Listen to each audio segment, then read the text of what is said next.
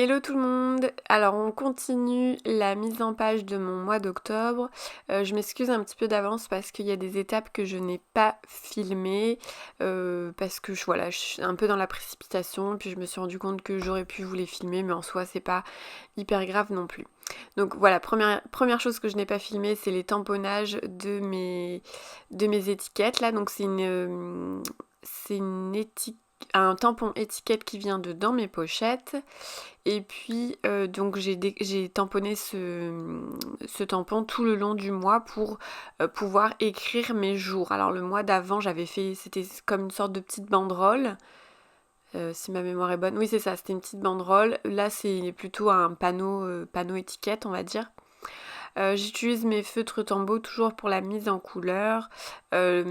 J'essaye, alors c'est pour ça que là c'est accéléré mais au final je vois que on dirait presque que ça ne l'est pas, mais c'est accéléré. En fait, je vais lentement parce qu'en fait, j'essaye de pas trop superposer mes traits de feutre, tout simplement pour essayer de pas avoir énormément de nuances dans mes traits. Alors, bien évidemment, je superpose légèrement tout de même pour pas avoir de blanc. Mais en fait, si vous faites par exemple des allers-retours comme si vous êtes en train de colorier, voilà, et ben vous allez vraiment nuancer votre couleur et ça risque de pas être très joli. Donc c'est pour ça que je fais qu'un seul trait et je superpose vraiment très légèrement. Donc là, je prends mon feutre à toujours Tombow mais à côté pointe fine pour faire le cadre en orange puisque ce sont les codes couleurs de mon mois d'octobre pour aller avec la boutique des frères Weasley. Si vous n'avez pas vu la première vidéo, je vous incite fortement à la regarder puisque c'est limite celle qui va être la plus intéressante au niveau dessin. Puisque je me suis amusée à reproduire la vitrine de la boutique des frères Weasley. Qu'est-ce que je peux vous dire d'autre? Oui, donc ça c'est voilà le tamponnage. Je voulais pas, je sais pas pourquoi. Est-ce que j'ai oublié? Je vous avoue que je me rappelle plus. Mais j'ai oublié de filmer cette étape-là. Bon, est-ce que c'est pas très très grave. Et puis donc la seconde étape que je n'ai pas filmée, c'est que vu que entre-temps j'ai récupéré mon imprimante et j'ai eu la Cricut Joy Extra, et bien j'ai tout simplement, voilà là je reprends parce que entre-temps je m'étais arrêtée. Donc j'avais commencé un peu à écrire à l'intérieur.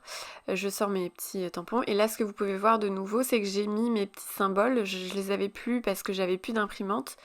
Mais j'ai remis mes petits logos YouTube, Pinterest et Instagram.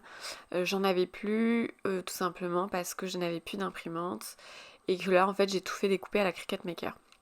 Enfin non, maintenant va falloir que je me reconcentre. Je suis tellement habituée à dire Cricut Maker.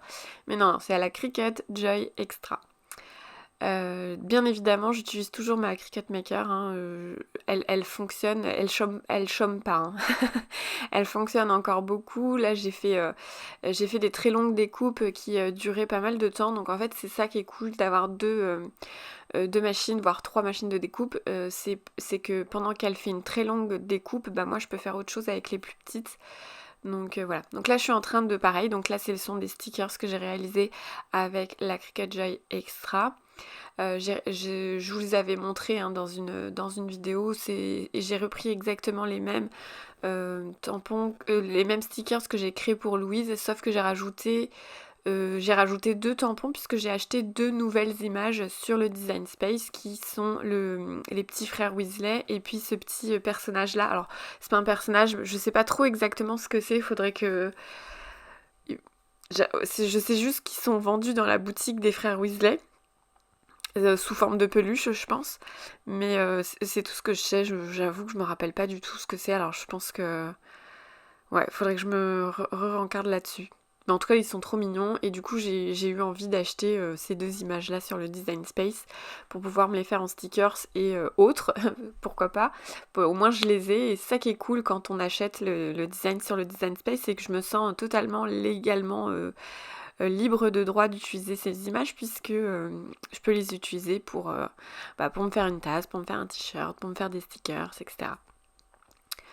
Donc là, j'ai utilisé une banderole, enfin une petite guirlande de fanion de chez Dans mes pochettes, que j'ai déjà utilisé il y a pas très longtemps dans mon memory planner, pour refaire un petit peu des fanions dans les couleurs de la boutique. Alors c'est pas forcément quelque chose qui est présent, je pense, dans la boutique, mais c'était histoire de rajouter des petites choses parce que j'avais l'impression d'avoir tout donné dans mon mensuel et que j'avais plus trop d'idées pour ma semaine.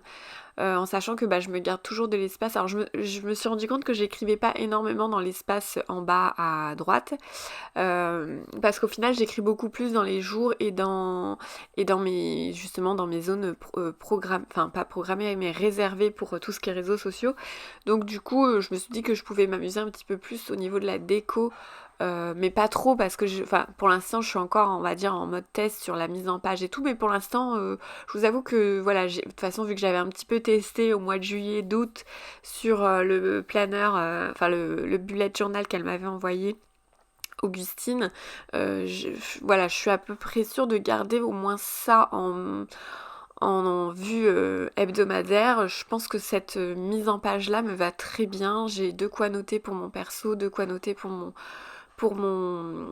pour mon pro, donc je pense pas faire autrement. Enfin, voilà, à voir si vraiment à l'usure, mais ouais, je suis pas. Pour l'instant, je suis pas convaincue de changer grand chose. Par contre, effectivement, encore une fois, de temps en temps, je me dis, je me ferais bien une page spéciale ça. Donc je le note et comme ça, je vous les ferai un petit peu plus tard. Il n'y a rien d'urgent dans ces pages-là, donc c'est ça qui est bien, c'est que je pourrais vous les faire tout au long de l'année.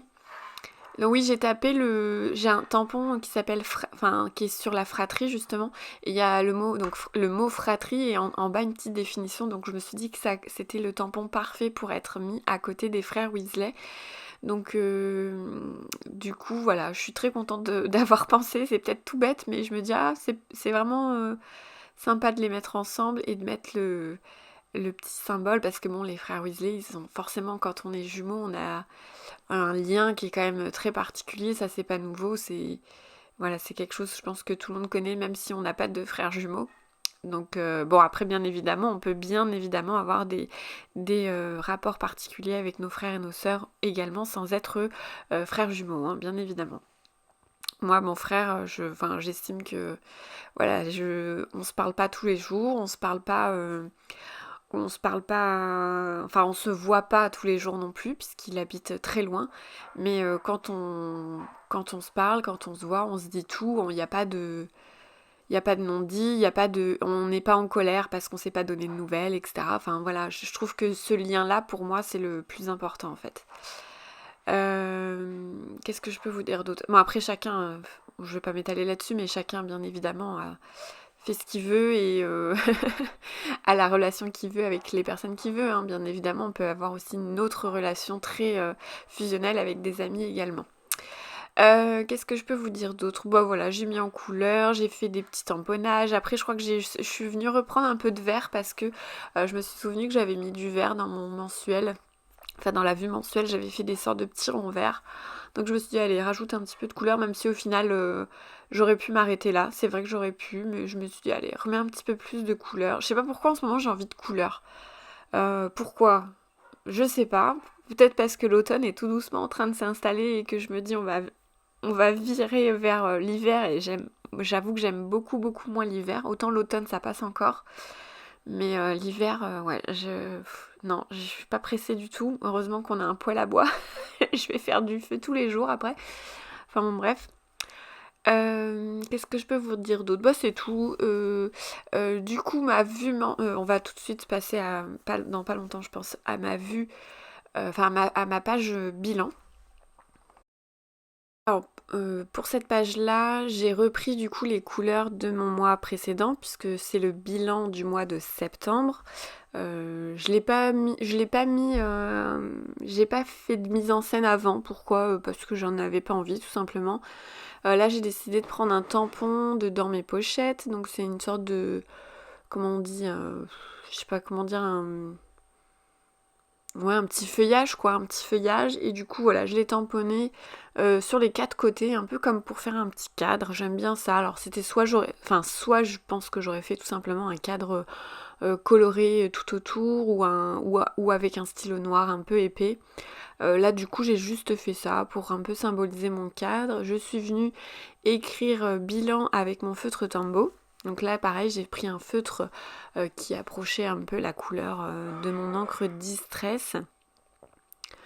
J'ai pas fait, d'habitude je fais toujours comment on appelle ça, un pré-tracé au crayon de papier très léger que je viens estomper.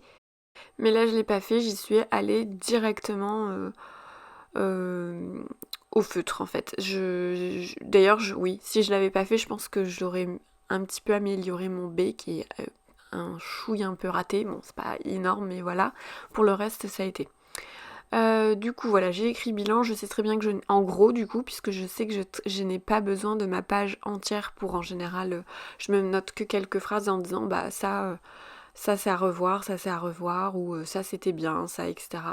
Donc du coup voilà, je me suis mis des lignes, je sais d'avance que j'en ai 3 fois trop, mais voilà, ça va me permettre d'écrire, de faire un petit bilan sur ce qui a été et sur ce qui j'aimerais améliorer. Et puis c'est tout. Voilà donc pour cette petite page bilan. Et puis bah voilà, c'est tout.